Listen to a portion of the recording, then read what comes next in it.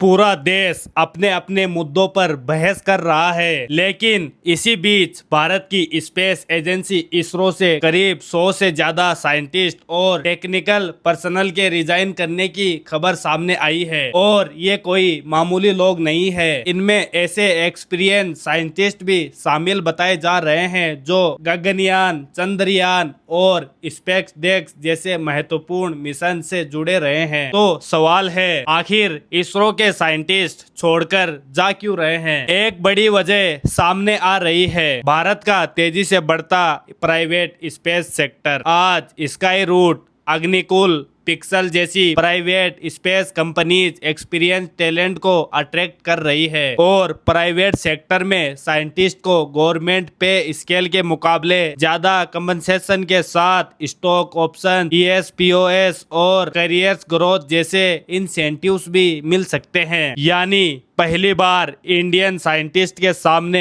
Government job के बाहर भी सीरियस अपॉर्चुनिटीज मौजूद है और इसी वजह से डिपार्टमेंट ऑफ स्पेस को अब क्रिटिकल मिशन से जुड़े साइंटिस्ट की रेजिग्नेशन और वॉलंटरी रिटायरमेंट रिक्वेस्ट पर ज्यादा कंट्रोल करना पड़ा है। लेकिन यहाँ असली सवाल सैलरी से भी बड़ा है। अगर इंडिया को स्पेस सुपर पावर बनना है, अगर चंद्रयान से लेकर गगनयान और फ्यूचर स्पेस स्टेशन तक बड़े मिशंस करने हैं, तो हमें रॉकेट्स और सैटेलाइट्स में इन्वेस्टमेंट नहीं करना होगा। हमें उन लोगों में भी इन्वेस्ट करना होगा जो ये रॉकेट्स और सैटेलाइट्स बनाते हैं। और एक दूसरी खबर भी इसी बहस को और गंभीर बनाती है। HEC यानी हैवी इंजीनियरिंग कॉरपोरेशन के हजारों वर्कर्स और इंजीनियर्स की सैलरी कई महीनों तक अटके रहने की रिपोर्ट सामने आई है। लेकिन ध्यान रहे, ये HEC वर्कर्स है, चंद्रयान 3 के इंजीनियर्स नहीं। दोनों खबरों को मिलाकर एक ही कहानी बनाना